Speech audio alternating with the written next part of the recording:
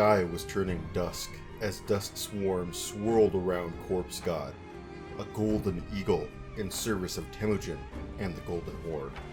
He had worked his way up through the ranks to one of the most trusted scouts in the Horde, and for the first time, the Khan had assigned him the top scout on a mission.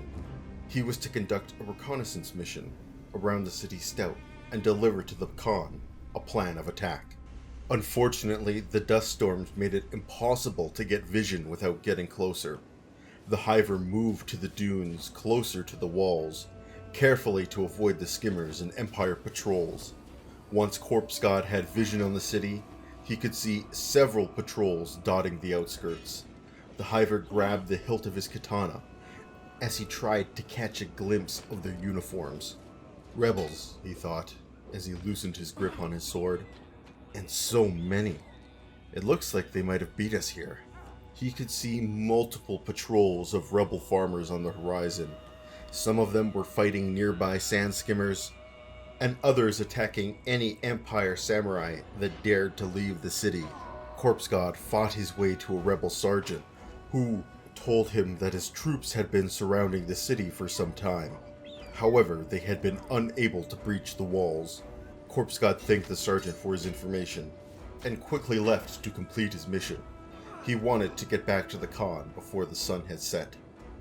As he approached the walls, he saw a meager and scared guard clinging to the front gates. Most looked malnourished and woefully under-equipped. There were multiple gates, each tarped with only a harpoon and crossbow turret. This is gonna be easy, thought Corpse God as he returned to the Horde. Corpse God met Temujin and his siege party on top of a nearby dune. There are multiple gates, Khan, Corpse God began. There are also numerous rebel farmer patrols in the area. They've tried to breach the city walls, but have had no luck. The samurai guards look like fresh conscripts, weak and malnourished. It should be an easy attack for us. So what's your plan? Asked the Khan. Of course, Khan, Corpse God stammered. We'll split into two groups and attack the closest gates. Once we're through, we'll meet in the middle and attack the noble's home. I suggest we attack now, Khan. No sense in waiting. At night? Said the Khan. Our crossbows will be next to useless. Trust me, Khan. If we attack now, we'll have the town by morning. The Khan placed his massive hand on the Hiver's shoulder. I trust you, Scout, said the Khan. This is a sound enough plan. Now return to your Arbon and prepare to move out. I'll give the order within the hour. Yes, Khan, Corpse God replied as he formed back into his unit. As the Khan promised, the siege was to begin within the hour. Corpse God moved into position with his Arbon. He and another light Arbon were to flank Temujin and his immortals as they took the gate, while on the opposite gate, two heavies and a light Arbon were to breach, each attempting to fight their way to the town center. Temujin led the charge as he and his immortals crashed into the gate. It was a glorious thing. Corpse God witnessed the great Khan rend and tear his way through the meager guard, and before he knew it, Temujin and his immortals were in the city. I need to find a good position now, thought the Hiver, as he looked past the gate and into the city. As an eagle, he had far more autonomy than the typical light Arbon soldier, armed with his massive eagle crossbow, from which the class gets his name. During combat, he and his brothers and sisters were to take up positions on buildings, flanks, or any other high ground, and rain down death and destruction with pinpoint accuracy. The Hiver quickly moved past the commotion at the gate and took up position on a nearby wall. He looked for targets below. As he took in the battle taking place, it was simply just another Empire siege to him. He had fought at many before, but he hoped that this would finally be the last one, as the Empire remnants were quickly running out of holes to hide in. At this point, the Horde was so adept at massacring samurai, it's a wonder the people of Stout fought at all. Below, the Hiver saw Horde troops flood into the city, katanas brandished. Temujin and his immortals had already pushed into the city center, brushing aside any samurai that stood in their way. At this point, it was clear the other gate had fallen as well, as samurai were retreating from that direction, only to be met with the brandished blades of Temujin and his immortals. As the battle was progressing, Corpse God actually realized he was falling behind. He picked himself up and decided to move to the roof of a nearby building. As he was moving, he noticed a wounded samurai had recovered and was trying to attack him. Corpse God already had her number, as he leisurely pulled out his crossbow, took it to his eyes, breathed, and let loose a single shot. It hit its mark just as the samurai was about to swing her weapon. She gasped and collapsed to the ground. The Hiver just walked past her, saying nothing.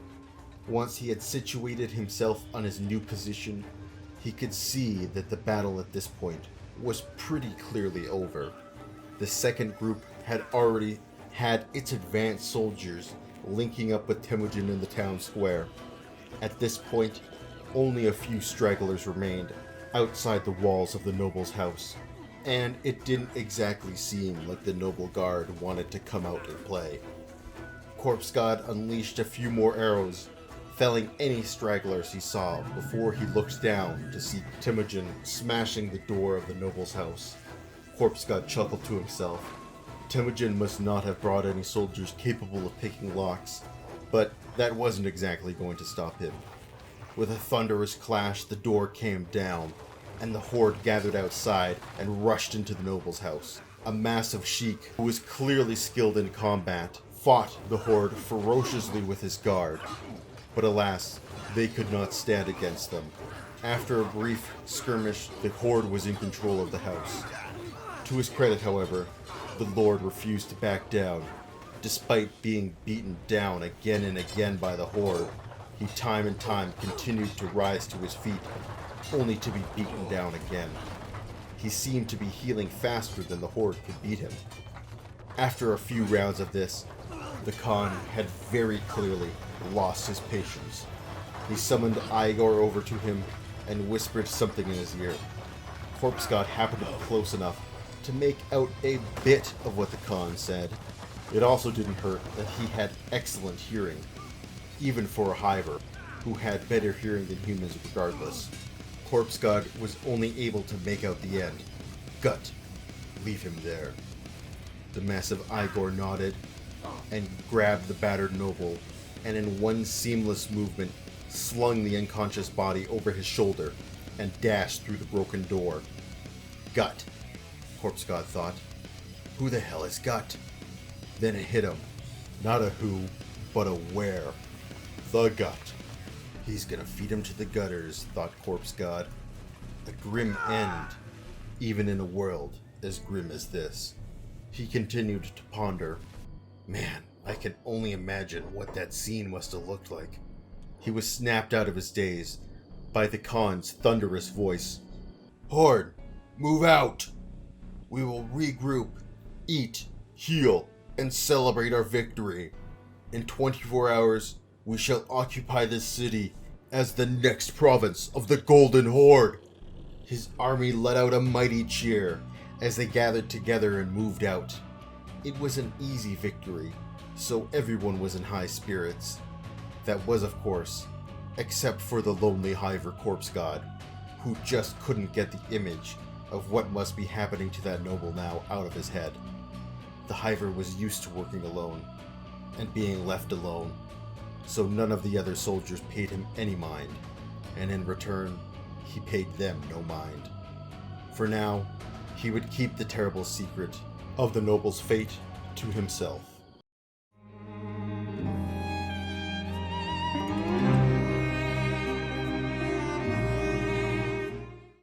The mighty sheik led his cohort into the valley, and the city within. Get Shrek Bud had been leading his Arbans for weeks now. Tired and exhausted, they looked forward to a brief respite.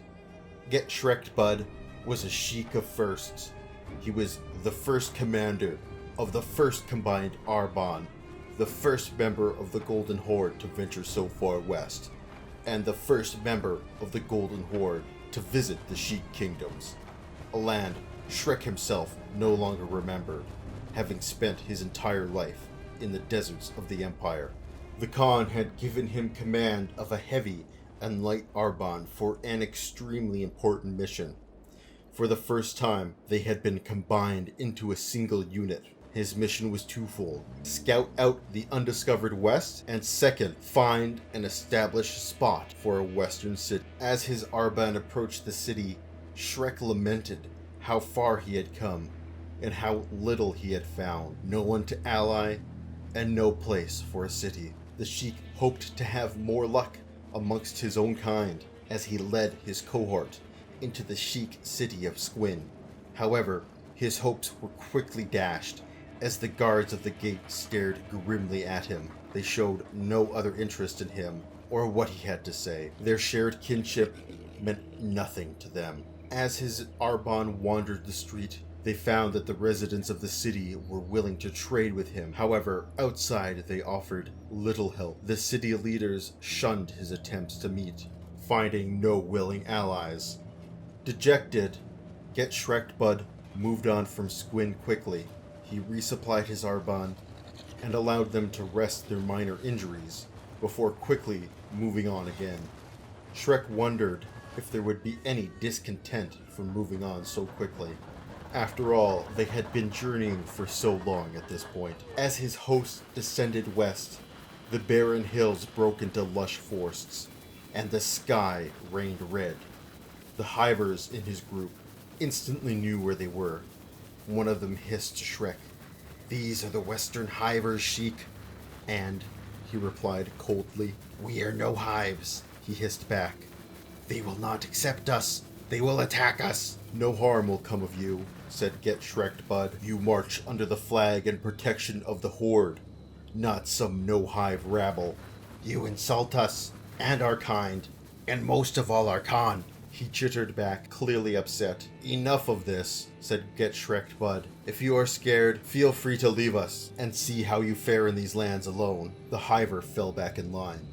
As the group approached a nearby clearing, they could see large, dark mounds in the distance. As they grew closer, Shrek could see hundreds of Hivers teeming in the distance. Drones worked, soldiers patrolled, and princes loitered. The hive bustled with a multitude of activity. As the patrol passed the Hivers, most of them paid no mind to the outsiders. A few of the drones quickly looked up and then looked back down, continuing their work. The soldiers, however, kept keen eyes on the patrol. The group took their time to peruse the various shops in the hive. As the Sheik assured his Hiver comrades, no harm would come to them. Only the merchants refused to speak with the no-hives directly, an insult which he allowed his men to endure. Overall, though, the Western Hive showed no interest in joining the Horde. Its leader, after all, was an exiled no-hive soldier. Get Shrek Bud left the Western Hives with a bad impression. He disliked their society and the way they disrespected their comrades. He knew, however, that the Western Hives would never ally with the Horde. He was sure the Khan knew it too, as it was well known that when the time was right, the Khan would instead have his revenge on the Hive, which treated him so cruelly. In the meantime, it would simply be listed as another disrespect the Horde had to endure. Get Shrek Bud turned to his party and urged them south once again, finding a way station at which they could rest for a moment. "Hey now, you're a rock star," said a voice behind him. It was Chad.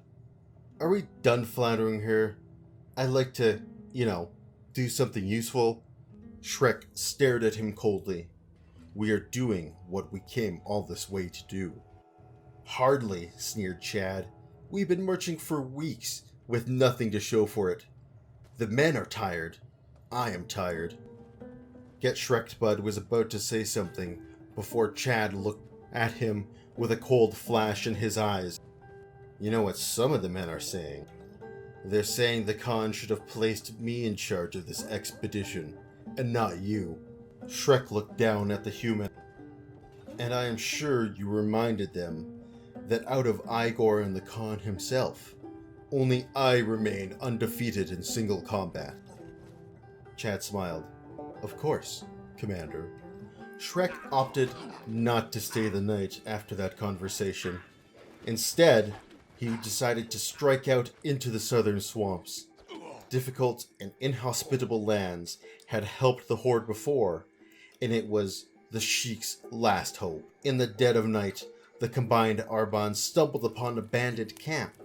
Not wanting to let this opportunity go to waste, Get Shrekbud organized his men into a raiding formation and charged into the camp. The meager bandits were no match for the skilled Horde warriors who dismantled the camp in a matter of minutes.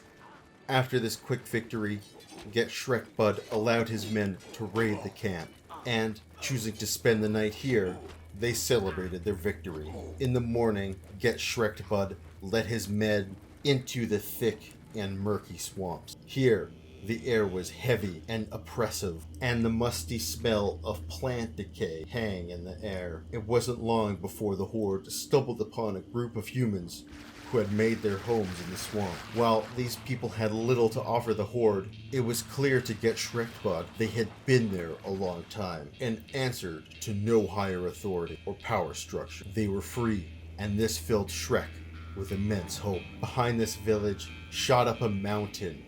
Interested in the landmark, Get Shrekbud led his soldiers to scale it, and there they encountered a new enemy. As they climbed the mountain, his group encountered a swarm of large red spiders. When they first encountered them, it appeared that they had massacred a group of humans and were proceeding to consume their remains. Wasting no time, the Horde pounced on this group of horrors. The disgusting creatures could hit hard. One of them even managed to get a bite off against Get Shrekbud.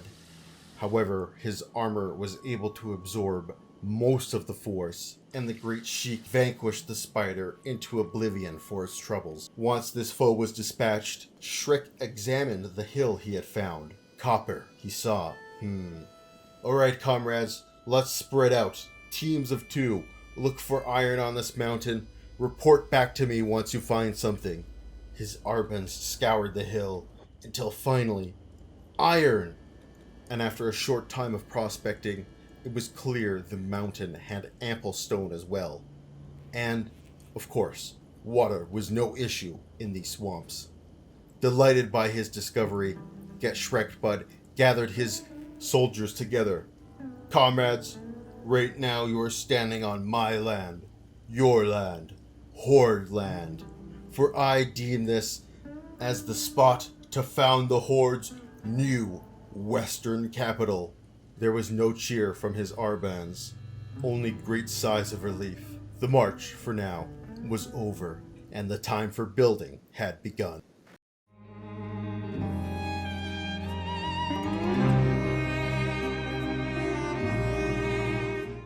Steel City Gator looked down at the southern Hiver soldier at his feet, the life slowly bleeding from it. There have been more and more of these guys around, ever since we took out the skeleton bandits, he thought. As soon as we saw one problem, there's always another. The skeleton looked up at the large wreckage of the Ark. The battle was before his time, but it now functioned as a safe haven close to the Golden City. Temujin would usually order parties moving south to muster there, and that was all Steel City Gator knew about his current mission. Usually, this would be disturbing. However, for this mission, the Great Khan himself was taking command, along with his first immortal Arban. Steel City Gator had always been mesmerized by the immortals and hoped to join their ranks. He himself had earned much honor and glory fighting for the Horde on the front lines of every siege. He had moved through the ranks and was assigned to the 2nd Heavy Arban, a highly prestigious unit under command of a Hiver named Ray. He knew little of his commander, considering he could not speak, choosing to use hand signs and audio signals to command his Arban. As much as the Horde was, Ray was a former slave, whose tongue had been ripped out by his former master. Steel City Gator knew his commander did take his revenge, however. He could not imagine the horrors that Hiver has seen, for while Ray gave his tongue unwillingly to his slave master, He had given all 4 of his limbs to the Khan with great pride, and in return, the Khan had outfitted him with a glorious assortment of steel limbs, making him an incredibly skilled warrior. Before Steel City Gator had realized it, the small party of 21 soldiers had reached the Flats Lagoon. It was there that the Khan ordered a brief reprieve and informed them of their mission. Soldiers, I have brought you here once again to expand our horde. For while one of your comrades is leading a party west to find a new land, we are going to secure ourselves. And I know exactly where we are going to get this land. We are going to take it from the Fishmen. It was well known that Temujin considered building the Golden City on the Fishman Isle. The resources and strategic location, along with the easy-to-defend choke points, made it a wonderful spot to build a settlement. However, the Horde was not the first to realize that the Isle was already home to thousands of mutated abominations called Fishmen in the world of Kenshi. Steel City Gator and his group crossed the bone field easily, a lucky feat, and gathered at the foot of the bridge to the island. In the distance, the island looked normal, almost pleasant. However, as they got closer and closer, they could see shifting gray blocks moving to and fro on the island. As Steel City Gator got a closer look, he began to make out the features of the individual creatures. "Is your heart racing?" said a voice behind him. Steel City Gator glanced back. It was Buckjuice, another skeleton in the Horde. The tall and lanky robot had been assigned to the first immortal Arbonne, and was proud to always be at the Khan's side. If Steel City Gator could have smiled at that moment, he would have. "Ever the Joker, Buckjuice, but your comedy modules need a reset," Steel City Gator said. "This is your chance, my young friend, to really show the Khan your mettle," replied Buckjuice. "Young?" Steel City Gator scoffed. "We have no idea how old we actually are. I could be 10,000 years older than you." "I know you're certainly not 10,000 years wiser," Buckjuice cracked back. Steel City Gator shook his head and returned his attention to the island. They were almost off the bridge. Though he couldn't help but admire Buckjuice, Steel City Gator had always wanted to become an immortal and serve alongside the Khan. He admitted that to his fellow skeleton once, and Buckjuice vowed to help him in any way that he could. Is this what he meant by, "This is your chance"? The Horde made contact on the other side of the island, and they could see massive Fishmen blocks doing their patrols. However, they were able to avoid detection when they arrived. The Khan faced his party. "Now, we move quickly and quietly to the top of the hill. I want to get as close as we can to that settlement before attacking." The group nodded silently. Steel City Gator moved with the group. They quickly reached the top of the hill. They could see Fishmen writhing underneath them. Still undetected, they halted briefly to let another patrol pass by them. The Khan then gave the order to move again. They were almost clear of the patrol when suddenly one of the last Fishmen smelt the air. Steel City Gator could hear it gurgling. It sniffed and looked from side to side, and then suddenly the Fishmen began to walk towards the group. The Khan had no time to reposition before the Fishmen stumbled upon their group. It let out a high-pitched, blood-curdling wail before charging at the Horde, snapping at them with razor-sharp teeth and claws. "Draw your weapons!" Temujin shouted as they collectively drew their swords. Already, Steel City Gator could see waves of Fishmen moving up the hill to their position. The first Fishman didn't last long.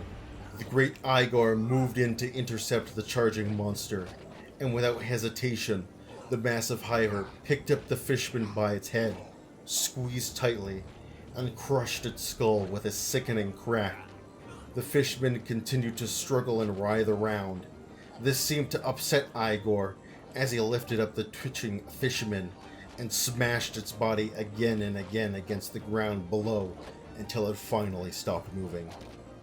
Steel City Gator had little time to process what he had just seen when Fishmen crested the hill. In numbers beyond counting, Steel City Gator saw a bolt lodge itself in the eyes of one of the fishmen in front of him. It was one of his comrades who had let loose an arrow. The fishman fell to the ground before him, quickly disappeared under the coming wave. "Save the bolts! Use your sword!" bellowed Temujin. Just then, the enemy was quickly upon the skeleton, and in one swift motion, Steel City Gator took his sword and slashed through the belly of the fishman in front of him, cutting it deeply. In a whirlwind of hacking motions, Steel City Gator began to cut down the fishman in a hail of limbs and blood. It didn't seem to matter. As soon as one was cut down, another one would take his place immediately. Before he knew it, he and the group were surrounded by hundreds upon hundreds of fishmen. The small horde maintained its formation. Slowly but surely, though, they began to get pressed closer and closer together. The fishmen clawed and bit at Steel City Gator. However, he held his ground. Suddenly, one of the fishmen managed to latch his claws onto Steel City Gator. However, the claws couldn't break through the skeleton's heavy Arbin armor, much less his metal skeleton. The fishman bit Steel City Gator in the arm, its teeth unable to barely scratch the steel. Steel City Gator quickly took his sword and sliced its head in half, so he could finally free his arm. 7, 9, 13, 17, 20. Steel City Gator heard someone counting, and once again it was his friend Buckjuice. The Immortal was armed with his massive steel plank, the Immortal's signature weapon, and he was swinging it around in an artful and skillful display. In wide curving arcs, Buckjuice managed to swing the massive blade, cleaving through enemies time and time again. Each strike would see 2 or more fishmen cleaved in half. 24, said Buckjuice as he swung his plank in front of him again, leaving 4 fishmen nearly cut in half in front of the skeleton. The battle raged around Steel City Gator as he hacked and slashed his way through the writhing mass in front of him. Before he knew it, he and his 21 comrades were standing in front of a massive pile of dead and dying fishmen. Their blood poured over the hill and washed into the ground by the endless torrents of rain. There was no time to celebrate. More were coming. "Move to the settlement!" Temujin shouted, snapping everybody out of their trance. The group moved slowly. Some of the human and Hiver soldiers had suffered serious leg and chest wounds from the last battle. Steel City Gator himself suffered only minor scratches. Able-bodied troops began to pick up the wounded, while Leaf began to heal any serious wounds. Slowly, the Horde moved towards the city, dispatching any fishmen who were foolish enough to get in their way from that previous meeting. The massive corpse piles did not seem to deter the other fishermen, and reinforcements had already begun to arrive. The Horde pushed closer and closer to the city, while another group came out of the front gate and came at the Horde, squeezing them against the walls of the settlement. Battered and bloody, the group fought on until, once again, there was nothing left in front of them but a pile of corpses. Finally, the group made it to the city. Oddly enough, there weren't that many fishmen in the city itself. Most have already had to have come out and fought. "Find their leader!" roared the Khan. Their small group spread out and searched the dilapidated town, but nothing but piles of rubble and junk were to be found. The Khan was clearly furious. He must have thought their profane leader to be here. The Khan looked over his group. A quarter of them could barely stand, and those that could stand, less than half of them could actually put up a fight. Steel City Gator, on the other hand, was more than capable of continuing the fight. The fishmen had barely scratched his metal frame, and when they did, the damage was easily repaired. He and his fellow skeleton were in a similar, inspired fashion. The Khan himself was one of the few soldiers in good health, along with his bodyguard Igor. After a split second of contemplation, the Khan pointed at Steel City Gator, Buckjuice, and Igor. "Comrades, come with me," he said. The Khan brought them to the gate of the ruined city. "See that tower in the distance?" he began, gesturing at the large watchtower looming overhead. "That must be where the being who controls this bloated host resides. Comrades, I have an extremely important mission for you," he continued. "As it stands, our group will not be able to pass through the fields ahead without getting overwhelmed. However, a small, fast-moving group like you three might be able to get past the hordes and get into that tower." "Three?" asked Buckjuice. "Yes. Without me, there will be no warriors capable of defending the wounded," said the Khan. "Also," the Khan's voice grew low, "I do not know what could be in that tower. If I were to die there, then who would lead the tribe?" Steel City Gator had never heard the Khan speak like this. It did not fill him with confidence. "Khan, please, there is no need for such dramatics," Steel City Gator said, despite his reservation. "I should hope not. You three know your mission. Bring me the head of the largest fishman, and you have 24 hours, comrades. I know you should hardly need it, but if you do not return in that time, I will have no choice but to pack up and return to the Golden City, only to come back to Fishman Isle once we have more troops." "We understand, Khan," said Buckjuice. And with that, the two skeletons followed the massive Igor's lead down into the fields below. The first stage went just as well as the Khan predicted. The three healthy warriors quickly made their way across the field, dodging the fishman patrols they encountered. Once they made it to the base of the tower, they began to slowly climb the spiral up to the top. Oddly, there seemed to be almost no movement whatsoever. That all changed when they opened the door and saw dozens of fishmen waiting for them, almost like they had been waiting for them this entire time. The ungodly course screamed in unison and charged the trio. Fortunately for the trio, even the overwhelming numbers could not overwhelm their blades. The trio had been fighting for a long time, and in an elegant display of martial mastery, they cut down the scores before him. For hours the battle raged. The trio was at one point worried that they would not make the cutoff. However, after wave of fishmen fell to their blades, at long last, the wave stopped. Before the trio lay a mountain of corpses, oozing rivers of blood at their feet, and in return, they had received only minor injuries. Feeling confident, the trio shared a brief moment to revel in their victory before moving to the second floor. On that second floor, they found almost no resistance.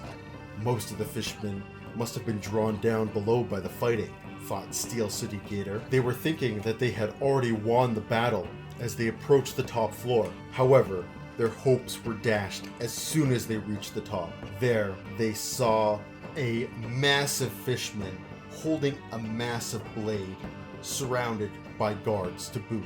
This creature was so massive that he even towered over the mighty Igor. The creature was surrounded by the best warriors the fishmen were able to breed, and as it let out an otherworldly scream, they wasted no time in attacking the Horde warriors. Steel City Gator quickly saw himself face to face with the Alpha. Flanked by two of his guards, Steel City Gator quickly fended off his guard when the Alpha moved to strike him with an uncanny amount of speed. Steel City Gator blocked the first blow just in time. However, once again, the Alpha struck, and once again, the skeleton parried it in time.